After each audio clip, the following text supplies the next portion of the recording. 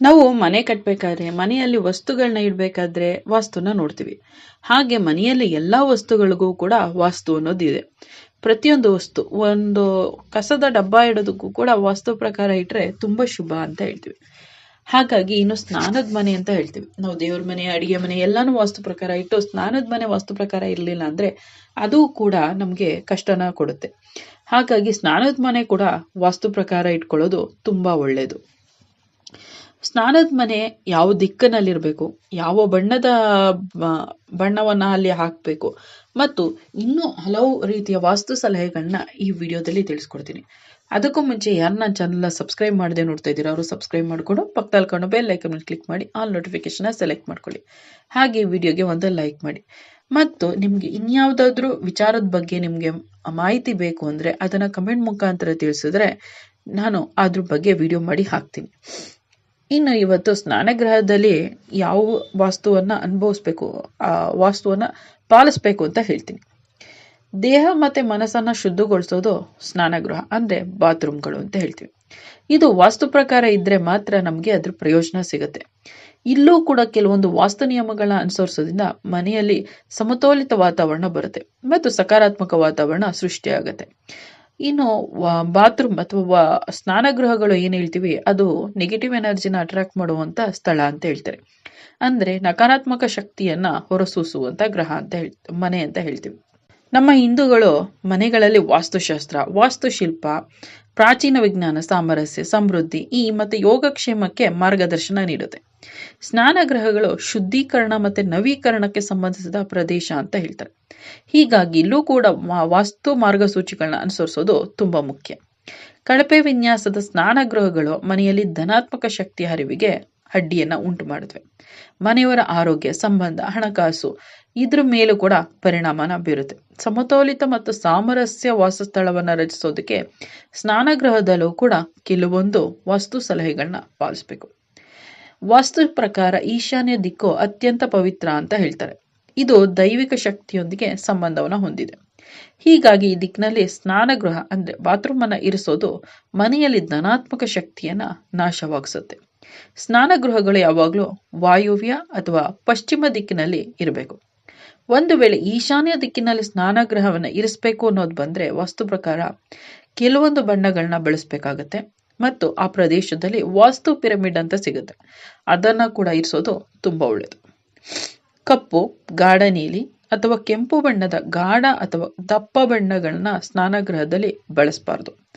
ಇದು ನಕಾರಾತ್ಮಕ ಶಕ್ತಿಯ ಹರಿವನ್ನ ಉಂಟು ಮಾಡುತ್ತೆ.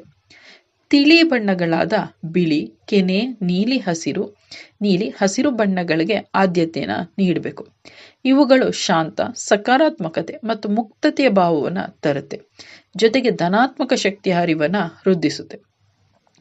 ವಾಸ್ತು ತತ್ವಗಳ ಪ್ರಕಾರ ಸ್ನಾನಗೃಹದ ಬಾಗಿಲಿನ ಎದುರು ಕನ್ನಡಿ ಇಡಬಾರದು. ಕನ್ನಡಿ ಶಕ್ತಿಯನ್ನ ಪ್ರತಿಬಿಂಬಿಸುತ್ತೆ. ಬಾಗಿಲಿನ ಎದುರು ಇದನ್ನ ಇರಿಸಿದಾಗ ಸ್ನಾನಗೃಹದಿಂದ ಹರಿಯುವ ನಕಾರಾತ್ಮಕ ಶಕ್ತಿ ವೃದ್ಧಿಸುತ್ತೆ. ಧನಾತ್ಮಕ ಶಕ್ತಿಯನ್ನ ಕಾಪಾಡ್ಕೋಬೇಕು ಅಂದ್ರೆ, ಶಾಂತ ವಾತಾವರಣ ಉಂಟು ಮಾಡಬೇಕು ಅಂದ್ರೆ ಸ್ನಾನಗೃಹದ ಒಳಗೋಡೆಗಳ ಮೇಲೆ ಕನ್ನಡಿಗಳನ್ನ ಇರಿಸ್ಬೇಕು, ಹೊರಗೋಡೆಗಳ ಮೇಲೆ ಇರಿಸಬಾರದು. ಇನ್ನು ಸ್ನಾನಗೃಹವು ನಕಾರಾತ್ಮಕ ಶಕ್ತಿಯನ್ನ ಸಂಗ್ರಹಿಸುವ ಸ್ಥಳ. ಮನೆಯ ಎಲ್ಲಾ ಭಾಗಗಳಲ್ಲಿರುವ ಎಲ್ಲೇ ಸಕಾರಾತ್ಮಕ ಶಕ್ತಿ ಉಂಟು ಮಾಡಿದ್ರೆ ಇದು ಸ್ನಾನಗೃಹ ಮಾತ್ರ ನಕಾರಾತ್ಮಕ ಶಕ್ತಿಯನ್ನ ಉಂಟು ಮಾಡುತ್ತೆ. ಹೀಗಾಗಿ ಬಾತ್ರೂಮ್ ಬಾಗ್ಲು ಯಾವಾಗ್ಲೂ ತೆಗ್ದಿರಬಾರದು. ಇದು ಉಳಿದ ಭಾಗಗಳಿಗೆ ಹರಿಯುವಂತೆ ಮಾಡುತ್ತೆ. ನಾವೇನಾದ್ರೂ ಬಾಗ್ಲು ತೆಗ್ದಿದ್ರೆ ಅಲ್ಲಿರುವ ನೆಗೆಟಿವ್ ಎನರ್ಜಿ ಅಂದ್ರೆ ನಕಾರಾತ್ಮಕ ಶಕ್ತಿ ಹೊರಗೆ ಬಂದು ಮನೆಯ ಇತರ ಭಾಗಗಳಿಗೂ ಹರಡುವಂತೆ ಮಾಡುತ್ತೆ. ಇದರಿಂದ ಕುಟುಂಬದ ಯೋಗಕ್ಷೇಮಕ್ಕೆ ಅಡ್ಡ ಪರಿಣಾಮ ಬರುತ್ತೆ. ಜೊತೆಗೆ ಸಮೃದ್ಧಿ ಉಂಟು ಮಾಡೋದಕ್ಕೂ ಅಲ್ಲಿ ಸಮೃದ್ಧಿಯನ್ನು ಕೂಡ ಉಂಟು ಮಾಡಲ್ಲ. ಮನೆಯಲ್ಲಿ ಜಗಳ, ಕಲಹ ಉಂಟಾಗುತ್ತೆ, ಹಣಕಾಸಿಗೆ ತೊಂದರೆಗಳು ಉಂಟಾಗುತ್ತೆ. ಹಾಗಾಗಿ ಬಾತ್ರೂಮ್ ಅನ್ನ ಉಪಯೋಗಿಸದೇ ಇರೋ ಟೈಮಲ್ಲೆಲ್ಲ ಬಾಗ್ಲನ್ನ ಹಾಕೋದು ತುಂಬಾ ಒಳ್ಳೇದು. ಈ ಅಭ್ಯಾಸವನ್ನ ಎಲ್ಲರೂ ರೂಢಿಸ್ಕೊಂಡ್ರೆ ತುಂಬಾ ಒಳ್ಳೇದು. ಜೊತೆಗೆ ಬಾತ್ರೂಮ್ಗೆ ಹೋಗಿ ಬರ್ಬೇಕಾದ್ರೆ ನೀಟಾಗಿ ಹಿಮ್ಮಡಿಯಿಂದ ಕಾಲಿಗೆ ನೀರು ಹಾಕೊಂಡು ಪೂರ್ತಿ ಕಾಲನ್ನ ಸ್ವಚ್ಛ ಮಾಡಿ ತೊಳ್ಕೊಂಡ್ ಬರೋದು, ಪ್ರತಿ ಬಾರಿ ಬರ್ಬೇಕಾದ್ರೂ ಕೂಡ ತೊಳ್ಕೊಂಡ್ ಬರೋದು ತುಂಬಾ ಒಳ್ಳೇದು. ಇನ್ನು ವಾಸ್ತು ಪ್ರಕಾರ ಟಾಯ್ಲೆಟ್ ಸೀಟ್ಗೆ ಒಂದು ದಿಕ್ಕು ಅಂತ ಇದೆ. ಇದು ಈಶಾನ್ಯ ಅಥವಾ ಪೂರ್ವ ದಿಕ್ಕಿನಲ್ಲಿ ಇರಿಸೋದು ಅಶುಭ ಅಂತ ಹೇಳ್ತಾರೆ. ಟಾಯ್ಲೆಟ್ ಸೀಟನ್ನು ಯಾವಾಗಲೂ ವಾಯುವ್ಯ ಅಥವಾ ಆಗ್ನೇಯ ದಿಕ್ಕಿನಲ್ಲಿ ಇರಿಸಬೇಕು ಅಂತ ಹೇಳ್ತಾರೆ.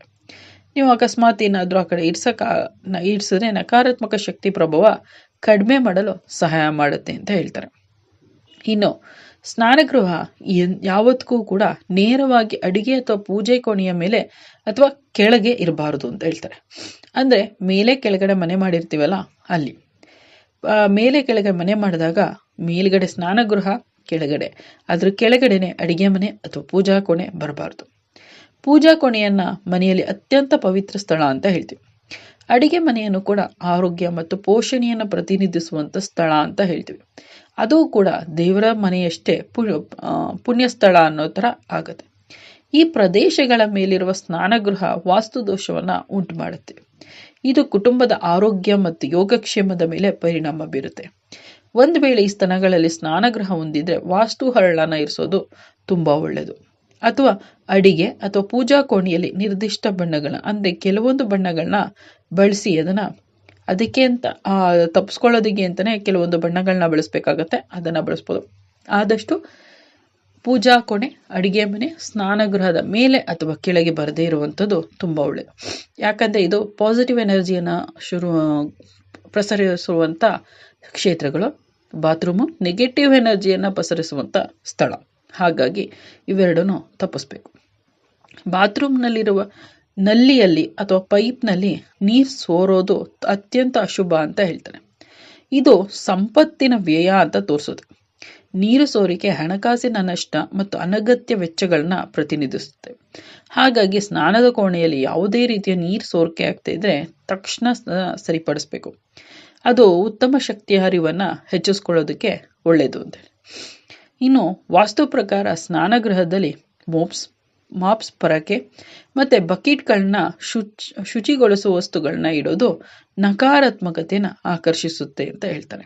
ಅಂದರೆ ನಾವು ಅಲ್ಲಿ ಎಲ್ಲ ಕಡೆ ಕ್ಲೀನ್ ಮಾಡುವಂಥ ವಸ್ತುಗಳನ್ನ ಅಂದರೆ ಮನೆ ಒರೆಸೋ ವಸ್ತು, ಕಸಗುಡಿಸೋದು, ಬಕೆಟ್ಗಳನ್ನ ಎಲ್ಲದನ್ನು ನಾವು ಸ್ನಾನದ ಮನೆಯಲ್ಲೇ ಇಟ್ಟಿರ್ತೀವಿ. ಎಷ್ಟು ಅವಶ್ಯಕತೆ ಇರುತ್ತೋ ಅಷ್ಟನ್ನು ಮಾತ್ರ ಇಟ್ಕೋಬೇಕು. ಹೆಚ್ಚಾಗಿ ಇಡುವಂಥದ್ದು ಕೂಡ ನಕಾರಾತ್ಮಕತೆಯ ಜಾಸ್ತಿ ಶಕ್ತಿಯನ್ನು ಆಕರ್ಷಿಸುತ್ತೆ. ಈ ವಸ್ತುಗಳು ನಕಾರಾತ್ಮಕತೆಯನ್ನು ತೊಡೆದು ಹಾಕಲು ಸಂಬಂಧಿಸಿದಂಥ ಇವುಗಳನ್ನೆಲ್ಲ ಪ್ರತ್ಯೇಕ ಸ್ಥಳದಲ್ಲಿ ಇರಿಸ್ಬೇಕು. ನಾವು ಸ್ನಾನಗೃಹದಲ್ಲಿ ಕ್ಲೀನ್ ಮಾಡೋದಕ್ಕೆ ಏನು ಬಳಸ್ತೀವೋ ಅದನ್ನು ಮಾತ್ರ ಇಟ್ಕೊಂಡು ಮನೆಯಲ್ಲಿ ಕ್ಲೀನ್ ಮಾಡೋದಕ್ಕೆ ಬಳಸುವಂಥದ್ದನ್ನ ಇನ್ನೊಂದು ಕಡೆ ಇಟ್ಕೊಳ್ಳೋದು ತುಂಬ ಶುಭ ಅಂತ ಹೇಳ್ತಾರೆ. ಇದು ನೆಗೆಟಿವ್ ಎನರ್ಜಿಯನ್ನು ಪಸರಿಸುವ ಅಂದರೆ ನಕಾರಾತ್ಮಕ ಶಕ್ತಿಯನ್ನು ಹೊರಸೂಸುವ ಸ್ನಾನಗೃಹದಲ್ಲಿ ನಾವು ಕೆಲವೊಂದು ನಿಯಮಗಳನ್ನ ಪಾಲಿಸಬೇಕು. ಆ ನಿಯಮಗಳನ್ನ ಇಲ್ಲಿ ಹೇಳಿದ್ದೀನಿ. ಈ ವಿಡಿಯೋ ಇಷ್ಟ ಆಗಿದೆ ಅಂತ ಭಾವಿಸ್ತೀನಿ. ಇಷ್ಟ ಆಗಿದ್ರೆ ಲೈಕ್ ಮಾಡಿ. ಹಾಗೆ ನನ್ನ ಚಾನಲ್ ಇನ್ನು ಯಾರು ಸಬ್ಸ್ಕ್ರೈಬ್ ಮಾಡದೆ ನೋಡ್ತಾ ಇದ್ದೀರೋ ಅವ್ರು ಸಬ್ಸ್ಕ್ರೈಬ್ ಮಾಡಿಕೊಂಡು ಪಕ್ಕದಲ್ಲಿ ಕಾಣೋ ಬೆಲ್ ಐಕಾನ್ ಮೇಲೆ ಕ್ಲಿಕ್ ಮಾಡಿ ಆಲ್ ನೋಟಿಫಿಕೇಶನ್ ಸೆಲೆಕ್ಟ್ ಮಾಡ್ಕೊಳ್ಳಿ. ಜೊತೆಗೆ ಈ ವಿಡಿಯೋ ಬಗ್ಗೆ ನಿಮ್ಮ ಅನಿಸಿಕೆ ಅಭಿಪ್ರಾಯನ ಕಮೆಂಟ್ ಮುಖಾಂತರ ತಿಳಿಸಿ. ಕೇಳಿದ್ದಕ್ಕಾಗಿ ಧನ್ಯವಾದಗಳು. ಮುಂದಿನ ವಿಡಿಯೋದಲ್ಲಿ ಸಿಗೋಣ.